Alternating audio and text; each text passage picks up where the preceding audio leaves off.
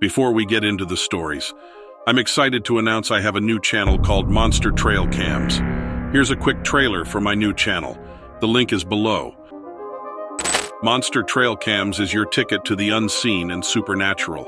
Sourced from a vast network of mystery hunters worldwide, our channel reveals a collection of strange creatures and supernatural events that will leave you on the edge of your seat. From shadowy figures lurking in dense forests to inexplicable entities prowling under the cloak of night, each chilling clip peels back another layer of the world's untold mysteries. We release new episodes several times a week. Okay, now let's get to the stories.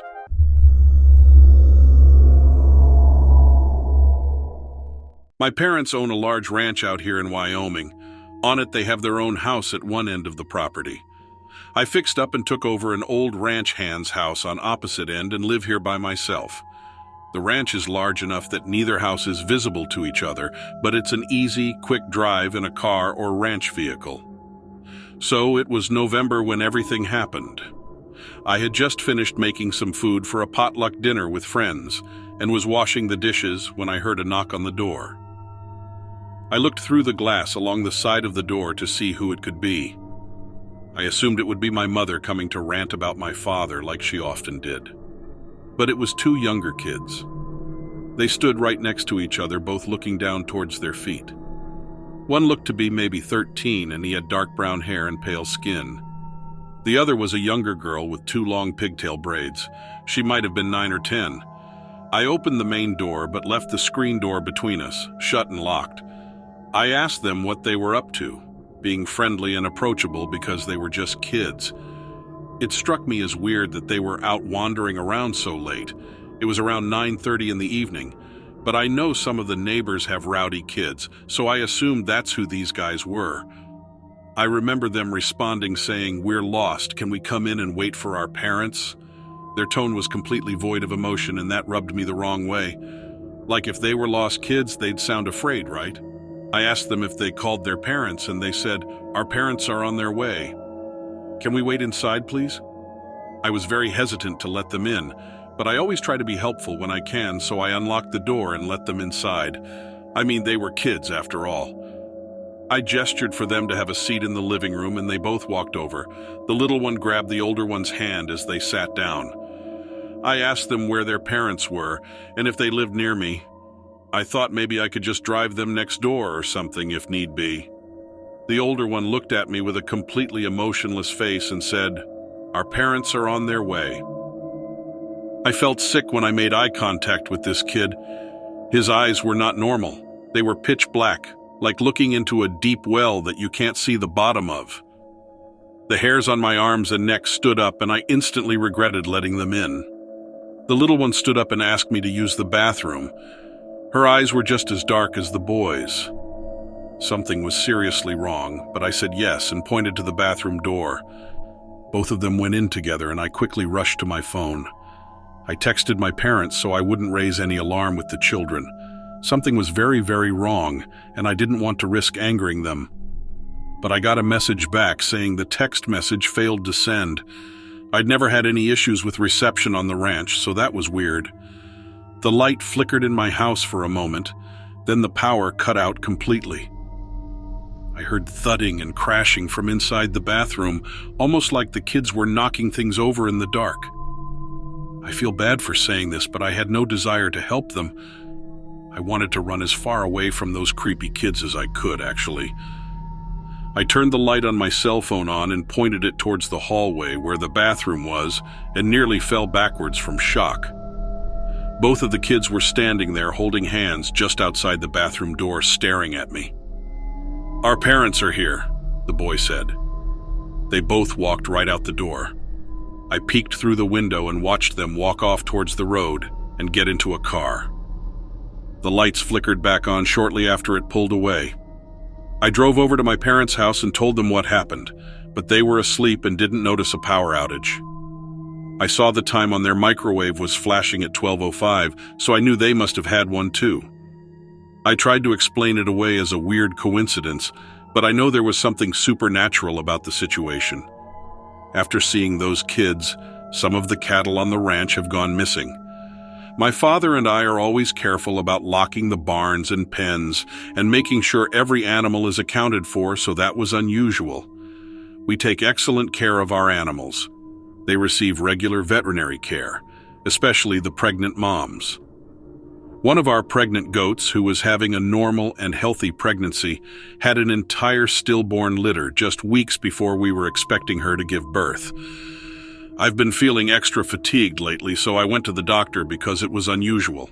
I'm a healthy 25-year-old who eats well and gets plenty of exercise daily. They couldn't figure out what it was right away, but they're highly considering lupus. I haven't seen or heard from those two since that night, but I do know now that they weren't any neighbor's kids. We went to a BBQ down the road since that night, and I asked the neighbors if they knew of or had seen any kids matching that description, and they'd never heard of them or seen them. And now, since that experience, I've heard strange tapping on some of my windows, followed by flickering lights and weird disturbances in my electronics. Sometimes I think I see stuff out of the corner of my eyes, but I can't figure out if it's real or just my paranoia. Hopefully, I'll find a way to get past all of this.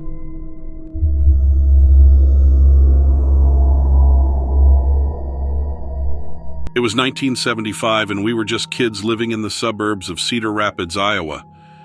I'd say we were around the ages of 10 and 12. Basically, we were old enough to ride around on our bikes without supervision, but looking back, we weren't old enough to fully comprehend what had happened that day. My friend and I had been wanting to go for a bike ride for a while. I had gotten a new bike for my birthday, so I really wanted to test it out. There was this area that we knew about. It was typically for older kids, but I had heard my sister talking about it and I really wanted to go. So my friend and I gathered some snacks and comic books, and we decided that we were going to go up there for a few hours. I had told my mom that we would be at their house, and they told their mom that we would be at my house. It was your typical lie you'd tell your parents to allow yourselves enough time to do whatever mischief you had set out to do without getting in trouble. So we met at the park. At this point, we are really excited to start our adventure. The only issue was we had to be back home before dinner, and we definitely had to be back before the older kids went up there. Basically, we went up there before it started to get dark. But the sky was already turning an orange color, so we knew we didn't have much time. I guess we were so excited about our trip that we wasted a good amount of it packing things we wouldn't really need anyways. So, we start riding our bikes. Like I said, the sky had a bit of orange, but the sky was mostly still blue. It only took us about 10 minutes to ride our bikes from the park to our destination, so it wasn't too difficult. We get to the spot, and at first I'm looking at this place like, is this really where the older kids hang out? It looked pretty gross, and the place reeked of sewage. But basically, it looked like some type of creek with a strange cement tunnel. But I looked at my friend. They gave me the thumbs up, meaning that this was indeed the place. My friend looked excited, so I tried my best to look excited too, even though I was slightly disappointed. We parked our bikes up on the slope. And as the slope went down, it created a type of creek, like I said. So we grabbed our backpacks and headed down to the area towards the creek and tunnel. As we got further down, the smell just got worse and worse. But it didn't seem to bother my friend, and I didn't want to seem like a wimp, so I tried not to let the smell bother me. We get to the tunnel, and you can tell that teenagers hung out down there. The walls were covered in profanity, images of women's breasts and what have you, and there were a bunch of cigarette butts and alcohol cans all over the place. We did feel a little cooler since we actually made it to the place and had a better idea of what went on there. We decided that the tunnel would be like our fun clubhouse, so we found a decently clean area to set our stuff down, and we started unpacking our things. The sky was much more orange now, so we knew we wouldn't be able to stay much longer, but I like to draw, and I wanted to try and redraw some of the stuff I saw on the walls. It wasn't the most appropriate stuff to draw, but hey, I was a kid. I thought I was so cool. So I'm doodling away. Me and my friend are giggling, just having a good time in the tunnel, and every sound is really amplified there. So our laughter is just so loud. I'm actually really surprised that my parents didn't hear us all the way at my house. That's how loud everything sounded. Anyways, we are laughing, and I sort of hear the faint sound of, like, footsteps. So I stopped laughing. My friend stops too, and they look at me. I think they were confused. But I was really nervous that the teenagers had found us, or that someone like an adult from the area caught us doing things we shouldn't be doing. So my heart is just racing. I whisper to my friend, "We should start packing up." They nod, and we start stumbling around trying to get all of our things. That's when I heard it. It sounded like a woman's heels on the cement. It sounded like they were in the tunnel with us. I start freaking out because I really didn't want to get into trouble. I just got my new bike. My parents were finally letting me be gone till dark. So I turn around. Down the tunnel to the farthest side that we had not ventured to, there was the silhouette of something so strange. I can't really explain it all that well, but I'll do my best. It was somewhat hunched over, or it looked hunched over to me at least. It appeared to have hair on its head, and honestly, it seemed to go onto its shoulders and back. Let me rephrase. It didn't have long hair. The hair was somewhat short and matted down, but it looked like they had hair growing from its back and shoulders too. Its legs, they weren't human. They looked like they belonged to a goat or horse, and these too had hair that seemed to be a similar length as the top of its head. And on the top of its head, it appeared to have two pointy objects sticking out from the hair, with what looked like two ears that seemed again like they belonged to a goat. So I'm thinking to myself, is this a goat? But that's when the thing stood up tall on its hind legs. And it definitely wasn't a goat. But it absolutely wasn't a human either. I looked at my friend, and they were shaking. The thing took another step towards us, and we didn't give it more time for another. We took our backpacks and ran. We ran so fast I honestly couldn't even remember going back up that hill or riding our bikes home. I'm not sure what was down in that tunnel, but I was certain that I would never return. And I haven't.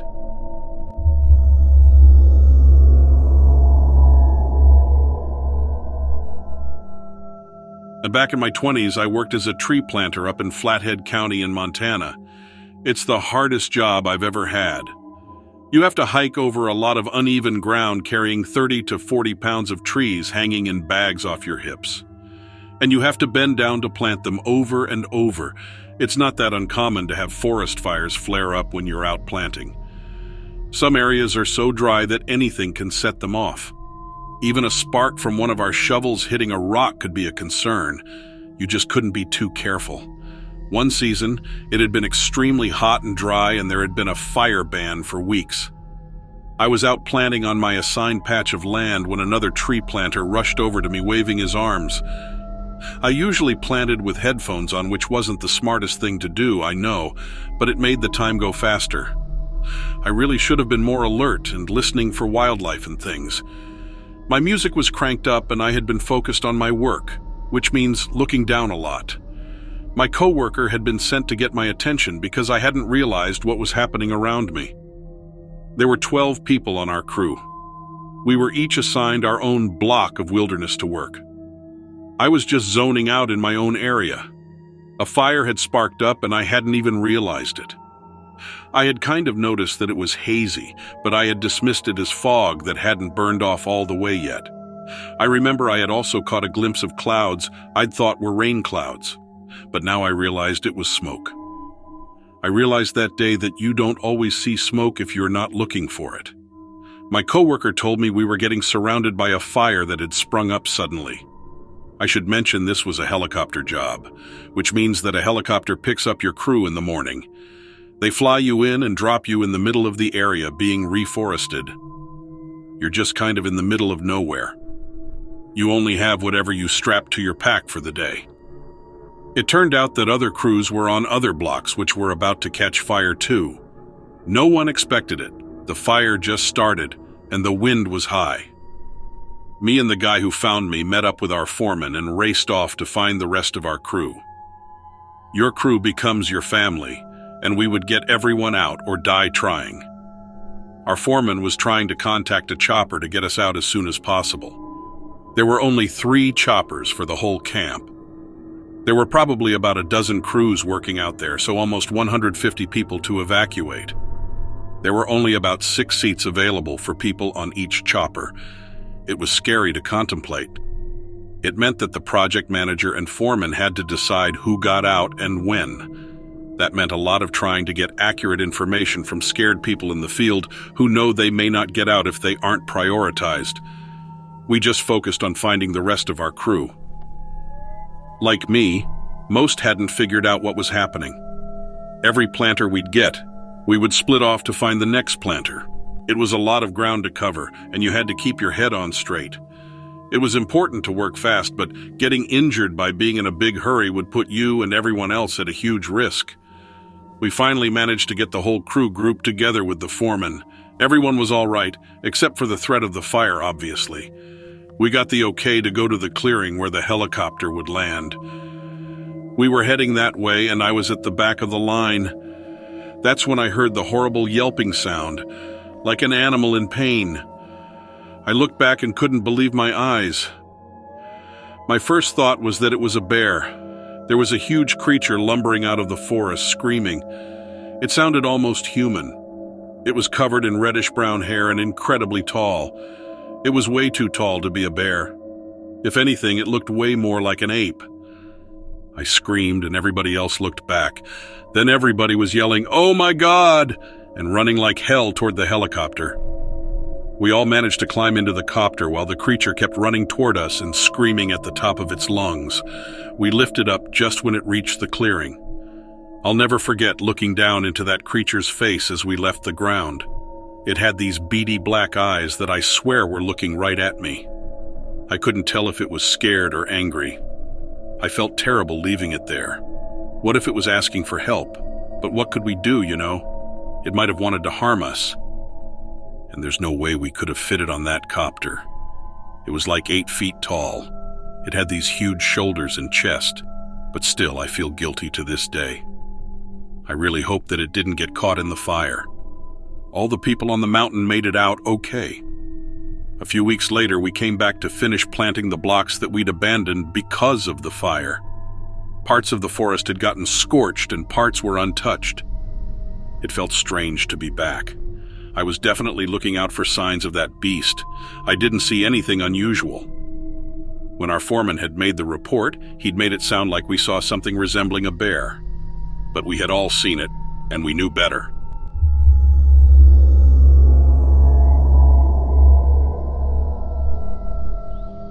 I used to be able to approach a dog like it was nothing you know, no second thought, no fear whatsoever. Now I hesitate or just ignore them completely. It was about 3 years ago when this happened, maybe 3.5 now. Time goes by so fast. I had spent the day with friends playing mud ball. That's just football in the mud and rain. American football, if that helps, since sometimes people think I'm talking about soccer. Anyway, we had played all day, smashing each other into the mud, flying into puddles. It was great fun. It was starting to get dark when we were slowing down. Everyone rehydrated and hung around shooting the breeze. One team lording over the other.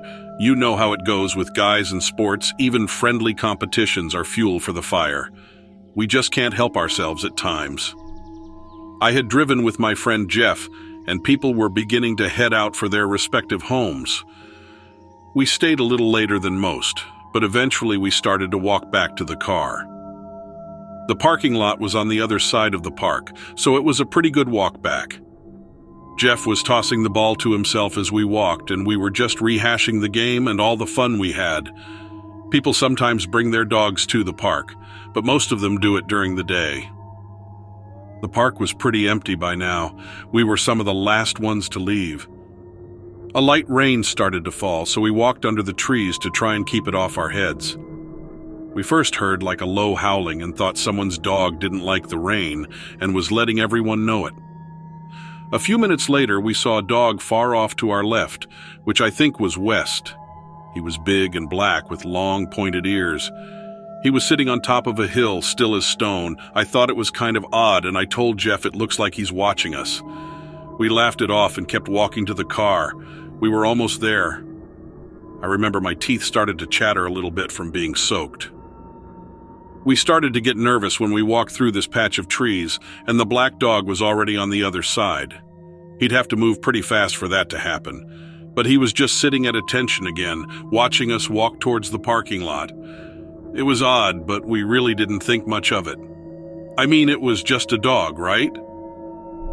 About 10 minutes later, we get to the car, and the dog is there, sitting next to the driver's side door. We both stopped dead. He didn't make a sound, didn't attempt to move out of our way. He just sat at attention by the door. Jeff and I just look at each other. We were acting ridiculous, so we started yelling, telling him to get going, normal stuff. He just sat and stared at us. The weirdest thing was that his eyes seemed to be a bright green. I turned to Jeff and asked if that was right or not. I'm not a dog expert, but it seemed odd to me. He said he knew some dogs could have blue eyes, so he was pretty sure they could probably have green eyes. This dog's eyes, though, they seemed brighter to me. I don't know. Jeff got the brilliant idea to scare him away with the football, and that's when all hell broke loose. He aimed the ball at the front tire and launched it. The dog bared his teeth and lunged forward at us, and we took off. I know you are not supposed to run from an animal chasing you, but we didn't really think about it. We just did it. You could hear him snarling and snapping at us from behind, barking, its teeth snapping together, its paws on the concrete. We just kept going until we couldn't run anymore, and then we pulled ourselves up into a tree. There was no dog behind us. We looked all around us and didn't see a thing. That's when we heard it howling again, snarling around us, around the tree we were in, but we didn't see the thing. It was darker than before, but we should have been able to see it. We didn't see anything around us move unless it was from the light breeze picking up. It seemed to get louder around us. You could hear the nails of the dog on the tree, but we couldn't see him. Then just like that, it went silent. Dead silent. There were no dog sounds, no birds, nothing. We just sat in the tree, looking around, trying to spot something moving around us. How long were we in the tree? I really don't know. It seemed like a long time, maybe 40 minutes, maybe an hour. I guess it could have been much shorter, but it seemed like forever to us. It was Jeff who got brave and jumped down first. I followed him, and at first we just stood by the tree watching and waiting. That's when it came out, rushing out of the brush at us, and we took off again. I yelled to head for the parking lot. My chest was about to explode. I've never run so fast. It hurt to breathe, and I was getting really tired. I hit the button to unlock the car on my key ring and pulled open the driver's side door as fast as I could. I did the same to shut it behind me. Jeff did the same, but that didn't stop the dog. He slammed into the car, barking, snarling, drooling, jumping up and down on the door, on the hood. His nails dug into the paint. Then suddenly he was gone. It was like a blink, and he seemed to disappear. I turned and looked at Jeff, and he looked at me, and I started the car and took off like a bat out of hell. People tell me it was probably a stray with rabies or something. That's why it was so aggressive. I don't know, though. There was something about that night, that dog, something else that I can't explain. I'm gun-shy around dogs now. We've been back to that park a few times. Nothing like that has ever happened again. Maybe it was a dog with rabies, I don't know.